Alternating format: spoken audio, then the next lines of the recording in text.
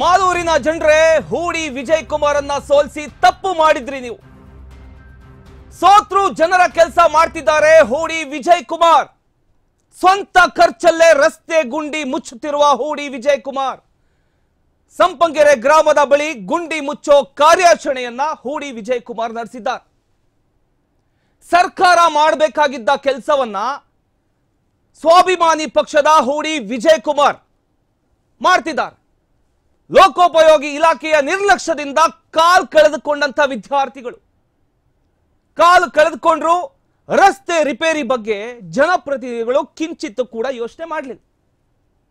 ನಿಮ್ಮ ಮನೆಯ ಮಕ್ಕಳು ಕಾಲ್ ಕಳೆದುಕೊಂಡ್ರೆ ಇದೇ ರೀತಿ ಮಾಡ್ತೀರಾ? ಇದು ನನ್ನ ಪ್ರಶ್ನೆ. ಕುಲಗೆಟ್ಟು ಹೋಗಿದ್ದ ರಸ್ತೆಯನ್ನ ರಿಪೇರಿ ಮಾಡೋದಕ್ಕೆ ಹೂಡಿ ವಿಜಯ್ ಕುಮಾರ್ ಮುಂದಾಗಿದ್ದಾರೆ.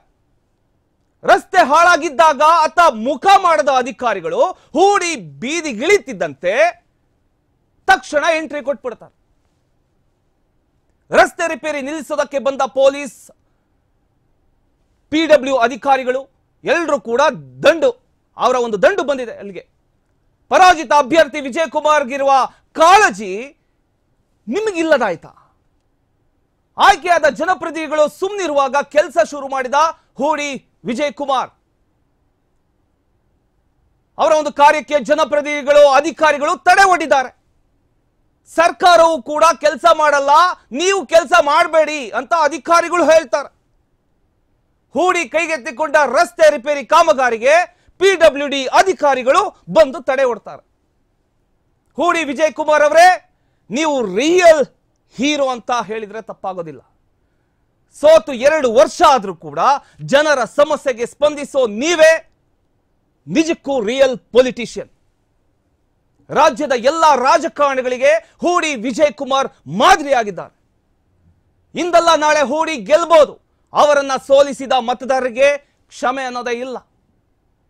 ಇವಾಗ ನೀವು ಯೋಚನೆ ಮಾಡ್ತಿದ್ದೀರಿ, ಅಯ್ಯೋ ಇಂಥವ್ರನ್ನ ಸೋಲಿಸ್ಬಿಟ್ವಲ್ಲ, ಈಗ ನಮ್ಮ ಕಷ್ಟಕ್ಕೆ ಅವರೇ ಬೇಕಾಯ್ತಲ್ಲ. ಈಗ ಯೋಚನೆ ಮಾಡಿ ಏನ್ ಪ್ರಯೋಜನ?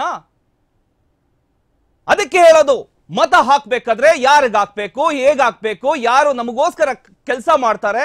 ಅಲ್ಲ ರೀ, ಮಳೆ ಬರ್ತಾ ಇದೆ, ಜೋರಾದ ಮಳೆ. ನಿನ್ನೆ ಒಂದು ಮಳೆಗೆ ಇಡೀ ಬೆಂಗಳೂರೇ ಮುಚ್ಚೋಗಿದೆ. ಅಂಥದ್ರಲ್ಲಿ ಈ ರೀತಿಯ ರಸ್ತೆ ಗುಂಡಿಗಳು, ಈ ರೀತಿ ಹಳ್ಳ ಕೊಳ್ಳಗಳು ಇದ್ರೆ ಏನಾಗುತ್ತೆ?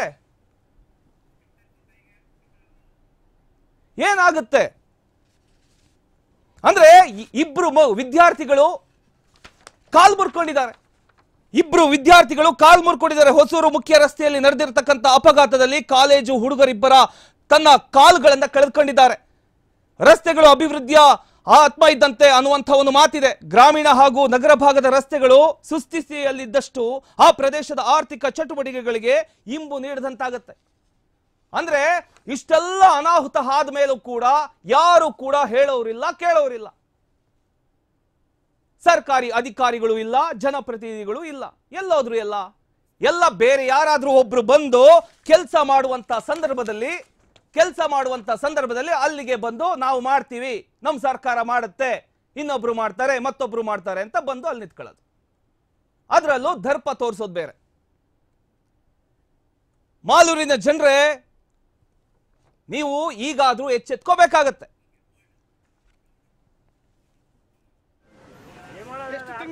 ಎಷ್ಟು ವರ್ಷಗಳಿಂದ ಈ ರಸ್ತೆಗಳು ಹಂಗೆ ಇದೆ.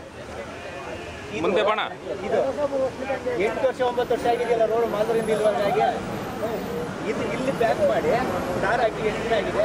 6 ತಿಂಗಳಾಗಿಲ್ಲ. ಗಲಾಟೆಗಳು ಮಾಡಿ ಮ್ಯಾಚ್ ಆಗ್ತಿಲ್ಲ. ಇಲ್ಲಿಂದ ಇಲ್ಲಿವರೆಗೂ ದಾರ ಹಾಕಿದೆ, ಅರ್ಥ ಮಾಡ್ಕೊಂಡ್ರಿ. ರಸ್ತೆನೇ ಮಾಡಿಲ್ಲ. ಸರ್ಕಾರಗಳಿಗೆ ಹೇಳ್ತಾ ಇಲ್ಲ, ಮಾಡೋದಕ್ಕೆ ನಾವು ಮಾಡಿಸ್ತಾ ಇದೀವಿ.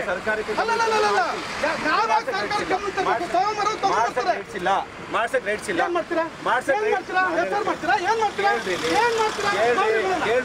ಏನಾಗುತ್ತೆ ಮಾಡಿ, ತೊಂದ್ರೆ ಇಲ್ಲ. ಮಾಡಿ. ನಮ್ಗೆ ರೈಟಿಂಗ್ ಕೊಡ್ಲಿ, ಮಾಡಬಾರ್ದು. ನಾವ್ ಹೇಳ್ತಾ ಇದೀವಲ್ಲ ಸಾಬ್ರೆ, ರೈಟಿಂಗ್ ಅಲ್ಲಿ ಕೊಡ್ಲಿ. ಅವರು ಬೆಳಗ್ಗೆಯಿಂದ ತಂದು ಕೊಡ್ತೀನಿ ಅಂತ ಕೊಡ್ಲಿ. ಅವ್ರಿಗೆ ಕೇಳ್ಬಿಡಿ, ಸಂತೋಷ. ಅದನ್ನೇ ಹೇಳ್ತಾ ಇದೀವಲ್ಲ, ಹೌದು ಕೊಡ್ಲಿ. ನಿಮ್ಮ ಎದುರಲ್ಲಿ ಜಾಮ್ ಆಗ್ತಿದೆ. ಯಾರಿಗೆ ಅಂದ್ರೆ ಇವಾಗ ಡೈಲಿ ಬಿದ್ದು ಸಾಯ್ತಾರ ಜನಕ್ಕೆ ಏನು ಆಗ್ತಲ್ವಾ? ಕಂಪ್ಲೇಂಟ್ ಕೊಡಿ. ಕಂಪ್ಲೇಂಟ್ ಕೊಟ್ಟಿದ್ದಾರೆ ಇವ್ರ ಮೇಲೆ. ಮಾಡಬಾರ್ದು ಅಂತ ಕಂಪ್ಲೇಂಟ್ ಕೊಟ್ಟಿದ್ದಾರಾ? ಮಾಡಬಾರ್ದು ಅಂತ ನಮ್ಮ ಮುಂದೆ ಹೇಳ್ತಾರಲ್ಲ ಸರ್ಕಾರಿ ಅಧಿಕಾರಿಗಳು, ಗೌರ್ಮೆಂಟ್ ಆಫೀಸಲ್ಲಿ ನಮ್ಮ ಮುಂದೆ ಹೇಳಿದ್ರೆ ಸಾಕಲ್ಲ. ಹೇಳ್ತಾ ಇದ್ರಲ್ಲ ನಮಗೆ ಕೊಡ್ತೀವಿ ರೈಟಿಂಗ್ ಅಲ್ಲಿ ಅಂತ. ಮಾಡಬಾರ್ದು ಅಂತ ಹೇಳ್ತಾರೆ. ರೈಟಿಂಗ್ ತಗೊಳ್ಳಿ, ಹೋಗಿ ಆಫೀಸ್ ತಗೊಳ್ಳಿ.